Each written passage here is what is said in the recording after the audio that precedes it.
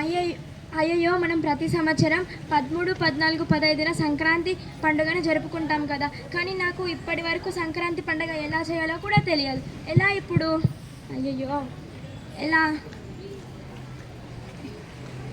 ఏమైంది? ఎందుకు అంత కంగారు పడుతున్నావు?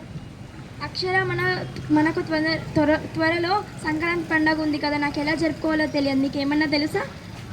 నాకు కూడా తెలియదు దివ్య. ఇప్పుడు ఎట్లా? సోది చెప్తానమ్మా సోది. ఇప్పుడు జరిగేది చెప్తాను, జరగబోయేది చెప్తాను, ఉన్నది ఉన్నట్టుగా చెప్తాను.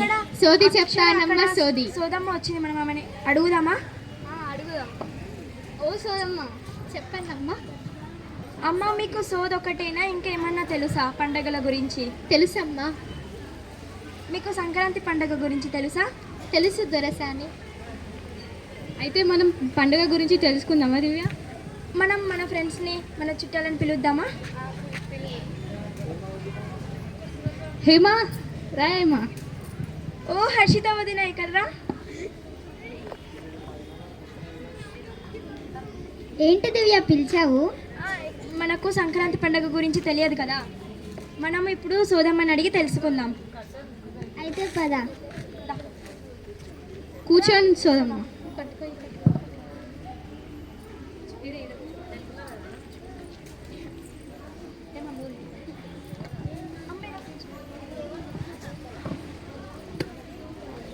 అయితే ఇప్పుడు మీకు సంక్రాంతి గురించి వివరంగా వివరిస్తాను. అయితే సోది చెప్తానమ్మా సోది. ఉన్నది ఉన్నట్టు చెప్తాను, లేనిది లేనట్టుగా చెప్తాను. సోది చెప్తానమ్మా సోది. సంక్రాంతి పండుగ పల్లె ప్రజలు ఆనందోత్సవాలతో 3 రోజులుగా జరుపుకునే పండుగనే ఈ సంక్రాంతి పండుగ. ఇది ధనుర్మాసంలో వస్తుంది. అంటే సూర్యుడు దక్షిణాయన పూర్తి చేసుకొని ఉత్తరాయణంలోకి ప్రవేశించడమే ఈ సంక్రాంతి, అనగా మకర రాశిలోకి ప్రవేశించడమే ఈ సంక్రాంతి. దక్షిణ భారతదేశంలో అనగా తెలంగాణ, ఆంధ్రప్రదేశ్, తమిళనాడులో ఈ పండుగను జరుపుకుంటారు. సంక్రాంతి 3 రోజులు జరుపుకుంటారు.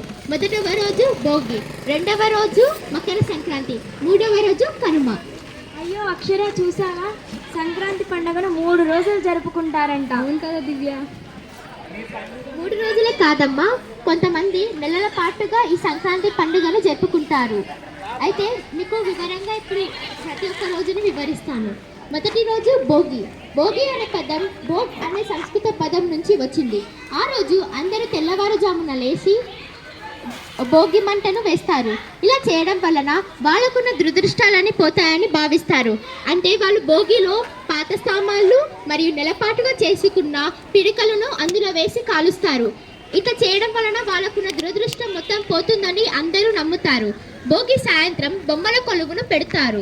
అయితే భోగి రోజు పసి పిల్లలకు భోగి పళ్ళు పోస్తారు. దీనినే భోగి పళ్ళు పోయడం అని అంటారు. ఎందుకు భోగి పళ్ళు పసిపిల్లలకు మాత్రమే పోస్తారు? ఎందుకంటే వాళ్ళకున్న నరదృష్టిని పోవడానికి ఈ భోగి పళ్ళని పోస్తారు. అమ్మ, భోగి పళ్ళు ఎవరైనా చిన్నపిల్లలకి పోయొచ్చా? ఎవరికైనా పోయొచ్చు, కానీ కొంతమందికి ముత్తాతల నుంచి వస్తుందమ్మా ఈ భోగి పళ్ళు పోయడం. మీరు ఇప్పుడు పోయాలనుకుంటే ఇప్పుడు కూడా పోయొచ్చు. అయితే ఈ సంక్రాంతి పండుగ అనేది రైతులకు పంట చేతికొచ్చే సమయంలో వస్తుంది కాబట్టి రైతులు భోగి రోజు భోగ భాగ్యాలతో ఎల్లప్పుడూ ఇలానే ఉండాలని ఈశ్వరునికి మరియు ఇంద్రునికి ధాన్యం మరియు పాలతో నైవేద్యంతో వాళ్ళకి పూజిస్తారమ్మా. రెండవ రోజు మకర సంక్రాంతి. క్రాంతి అనే పదం సంస్కృత పదం నుంచి వచ్చింది. దీనికి అర్థం ముందుకు జరగడం.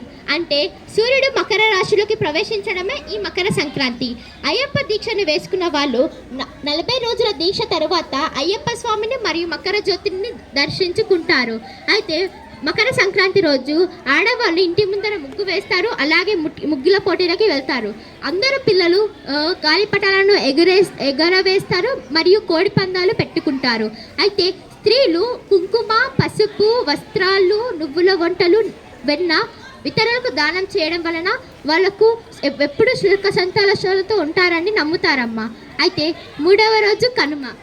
దివ్య, నీకు తెలుసా మన కాకతీయ స్కూల్లో ముగ్గుల పోటీ జరుగుతుంది. ఆ పోటీలో పాల్గొన్న వాళ్ళకి ఫస్ట్ ప్రైజ్, సెకండ్ ప్రైజ్లో చీరలు కూడా ఇస్తున్నారు. అయితే మనం పోదామా? పోదాం అక్షర, నువ్వేమంటావు హర్షిత? సరే పోదాం. సరేనా, అందరం పోదాం.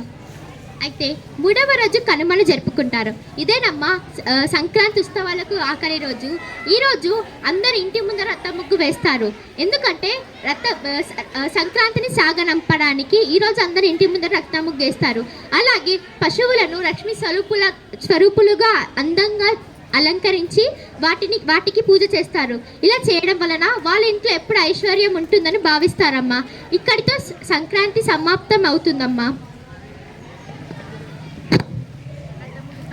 అమ్మ, రథం ముగ్గు ఎందుకు వేస్తారమ్మ ఇంటి ముందర?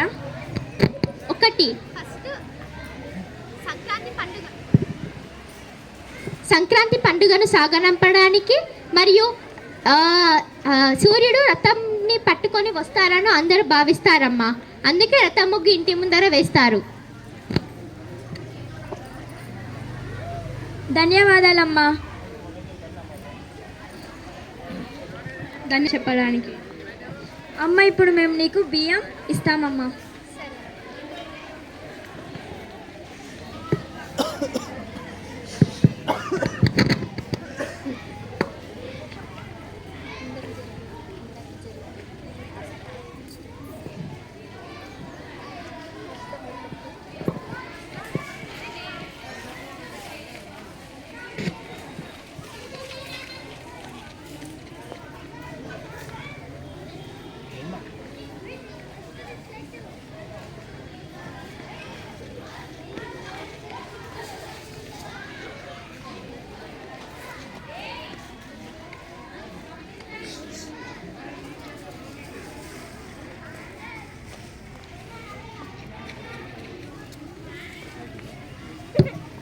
ఉన్నది ఉన్నట్టుగా చెప్తాను, లేనిది లేనట్టుగా చెప్తాను. సోది చెప్తానమ్మా, సోది.